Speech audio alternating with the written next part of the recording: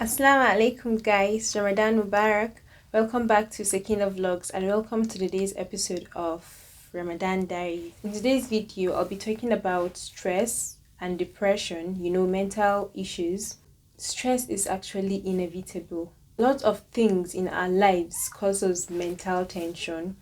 Things like not knowing what to cook, as trivial as that, or as serious as not knowing if you get a job after school, or not knowing if you'll pass your exam, and other things like that. Various things, various aspects of our lives bring us mental tension.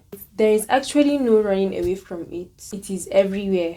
Whenever we're depressed, whenever we're having mental breakdowns or mental issues or mental tensions, let's ensure we should always make sure that we don't brush it away. We don't act or pretend as if it doesn't exist. Because if you pretend that it doesn't exist, most of the times it will come back, continue.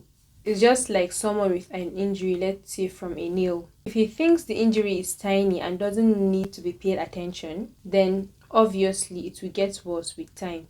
And if care is not taken, it can lead him to lose that part of his body, right? That's just how mental issues are. We think they are not serious as such, we normally just brush them away. If you are depressed, seek medical advice and deal with it. But the problem is, we don't even see it as something worthy of seeking medical advice. We don't acknowledge that depression is serious. To most of us, when someone says he's depressed, we think that he's just blowing things out of proportion. Well, fun fact guys, depression is real, no sugarcoating it. And it gets pretty serious and out of hand with time. So when you feel like something is weighing you down, something is bothering you, the first thing to do is to acknowledge that feeling. Is to acknowledge it and then try to trace the cause of that feeling and then get a solution as fast as possible. Majority of us, the youngsters, don't get enough sleep, and inadequate sleep is one of the major causes of anxiety and stress. Majority of us spend better parts of our nights just aimlessly scrolling through social media. Come to think of it, during that time when we can't get ourselves to sleep, it feels like we are chasing something, things that we don't even know of. You'll be like, let me just spend 10 minutes. In next 10 minutes I'll keep the phone. After 10 minutes you're still on the phone. 15 minutes you're still on the phone. Before you know it, it's already time for supi.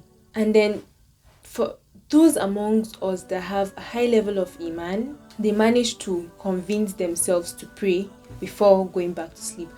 But for others, they convince themselves to sleep, and then whenever they wake up, they can pray. And you see, that in itself is a problem on its own.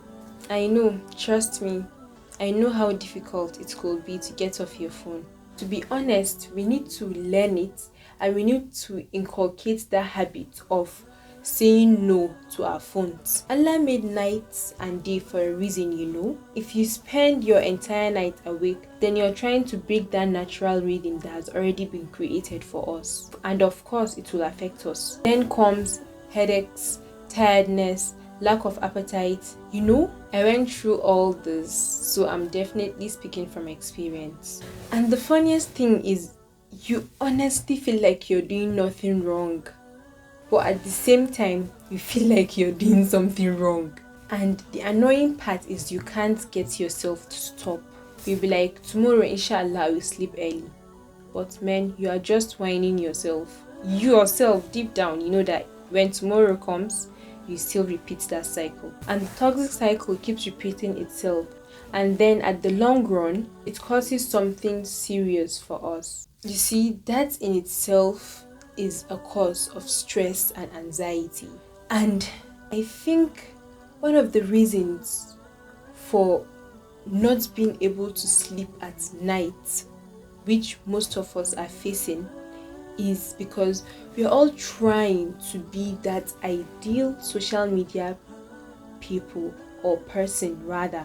What I mean by this is we want to let the world know that we are happy, we are privileged, even when we are really not happy. Let's always remember this.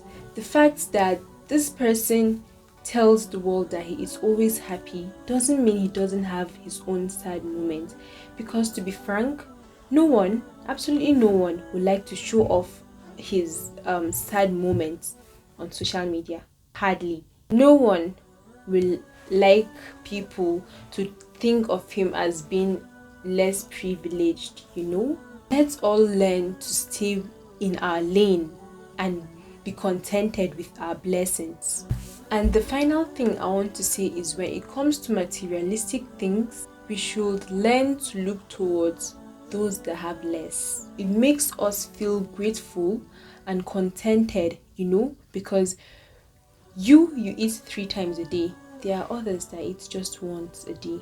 There are others that don't even get that once a day. It makes you feel grateful, contented. It makes you feel privileged, And it honestly saves you from unwanted headaches and heartaches. When it comes to matters of faith, matters of Iman, look towards those that have more. It makes you want to reach to their own level of Iman and Taqwa, which is good. And very important, very, very important, whatever you're going through, whatever is bothering you, always remember that Allah is there for you. Call upon Him. He loves it. He loves it. He comes running whenever you call upon Him. So whatever is bothering you, whatever is making you depressed, whatever is stopping you from sleeping, whatever is disturbing you, whatever, whenever, please call upon Allah. Just call Him. He's ready, always ready to listen and answer our call. Alright guys, I guess that's all for today. I hope you enjoyed the video. Tell me what part of the video, what's your favorite part of the video, and don't forget to like, comment and subscribe and share so that we can get as much reward as we can this Ramadan. Let's leave it there guys. Assalamu alaikum.